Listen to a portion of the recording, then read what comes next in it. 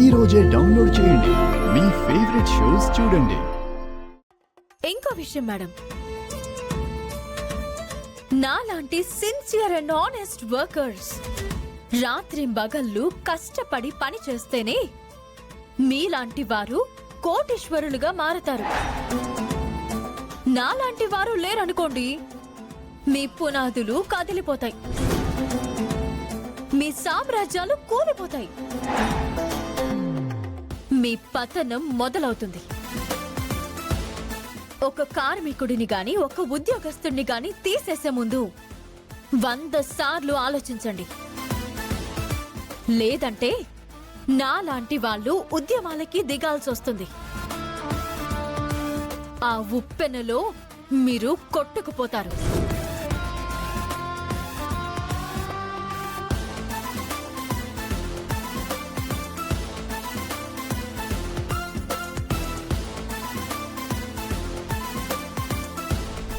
నేను అనుకున్నది జరగాలి అంటే శ్రీకర్ను మెల్లగా బుట్టలో వేసుకుని అక్కడ నుంచే నరుక్కు రావాలి.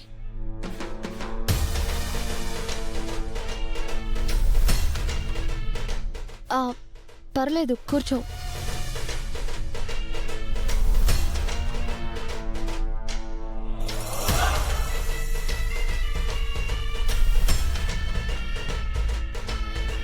మా డాడ్తో పాటు అవనికి నువ్వు సపోర్ట్ చేయడం నాకు కొంచెం ఇబ్బందిగా అనిపించింది. బట్ ఓకే, ఎందుకంటే రూల్స్ని ఎవరూ బ్రేక్ చేయకూడదు కదా. మ్యామ్, కాల్ చేస్తే నేనే మీ ఛాంబర్కి వచ్చేవాడిని కదా. No problem my sweetheart. You're also one of the director for this company, so నేను రావడంలో తప్పులేదు. చెప్పండి. కొన్ని విషయాలు ప్రాక్టికల్గా మాట్లాడుకుందాం. అవని వల్ల మన మ్యారేజ్కి ఇబ్బంది వస్తుందేమోనని అప్పటికంటే ఇప్పుడు ఇంకా ఎక్కువ టెన్షన్గా ఉంది శ్రీకర్. ఎందుకు అలా అనుకుంటున్నారు? ఏదైనా ఉంటే ఓపెన్గా మాట్లాడండి. డైవర్స్ అవ్వకుండా, మెడలో ఉన్న తాళిని తీయకుండా అవని నీకు కొంచెం దూరంగా ఉంటుంది. బట్ నీ వల్ల అవనికి కలిగిన సంతానం అక్షయ ఉంది. అక్షయ ఎక్కడుందో మనకి తెలీదు. 15th మన మ్యారేజ్ జరిగే టైంలో మన పెళ్లి ఆపడానికి అక్షయాన్ని తీసుకొచ్చిందనుకో, ఏంటి మన పరిస్థితి? బోన్లోకి సాక్షిని ప్రవేశపెట్టినట్టు కళ్యాణ మండపంలోకి అక్షయాన్ని తీసుకొచ్చి, నువ్వు తన తండ్రివి కదా, ఎలా సెకండ్ మ్యారేజ్ చేసుకుంటావని అడ్డం తిరిగిందే అనుకో, పెళ్లి ఆగిపోతుంది. లీగల్గా వాళ్ళు స్ట్రాంగ్ అయిపోతారు, మనం వీక్ అయిపోతాం. అవని అలా చేయదు. Don't trust her Srikar. భర్తని వదులుకోలేనప్పుడు ఏ లేడీ అయినా లాస్ట్ వెపన్గా అదే యూజ్ చేస్తుంది, no doubt at all. So what I'm going to say is, Avani అటువంటి అడ్వెంచర్ చేయకముందే మనం కేర్ఫుల్గా స్టెప్ తీసుకోవడం బెటర్. మీ ప్లాన్ ఏంటి మరి? అక్షయ గురించి తెలిసి తను మన ముందు ఓపెన్ కావట్లేదని నా స్ట్రాంగ్ ఫీలింగ్. అక్షయ గురించి అవని దగ్గర నుంచి నువ్వే మెల్లగా క్లూ లాగాలి. నువ్వు ఎలాగైనా తెలుసుకోవాలి, అది మనకి చాలా హెల్ప్ అవుతుంది. అక్షయ్ గురించి తెలిస్తే మాత్రం ఏం చేయగలం?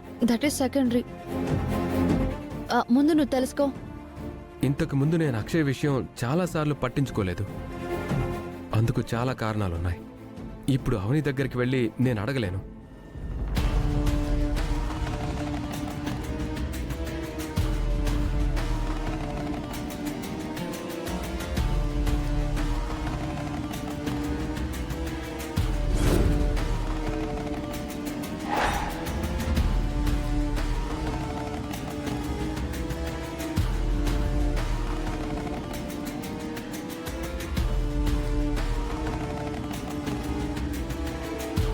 అక్షయ్ విషయం గురించి నేను ఆలోచించదలుచుకోవడం లేదు.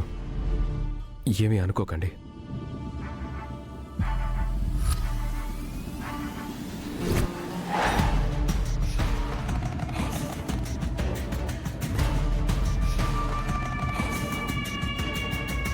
నువ్వు ఇలా పంతంతో ఉంటే ఎలా?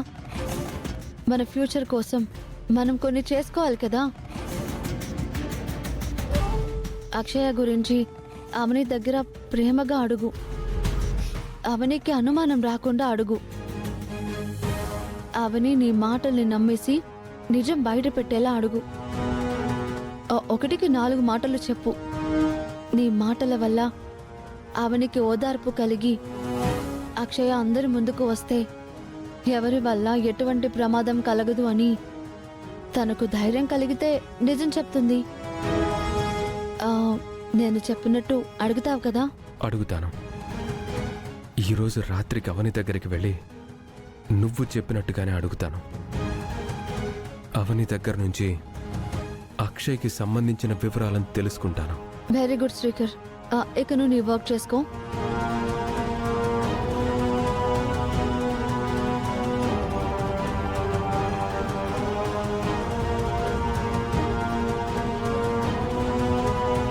నువ్వు అడిగితే అవని ద్వారా అక్షయ గురించి తెలుస్తుంది.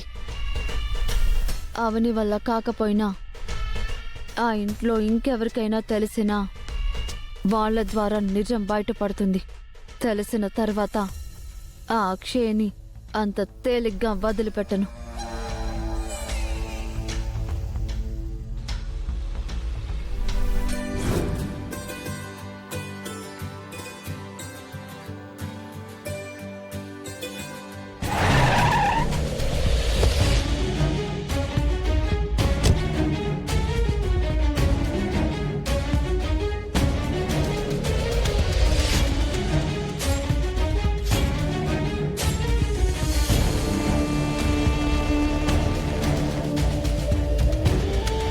నేను శ్రీకర్కి అప్పగించిన పని ఈరోజు విజయవంతమవుతుంది. ఇక శ్రీకర్ని ఇంటి నుంచి బయటికి రప్పించాలి. శ్రీకర్ ఇంకా నా అధీనంలోనే ఉన్నాడు. నా మంత్రంలోనే బందీ అయ్యున్నాడు. శ్రీకర్, సిద్ధంగా ఉన్నావా? నా మాట నీకు వినిపిస్తుంది కదా? నువ్విక బయలుదేరి రా.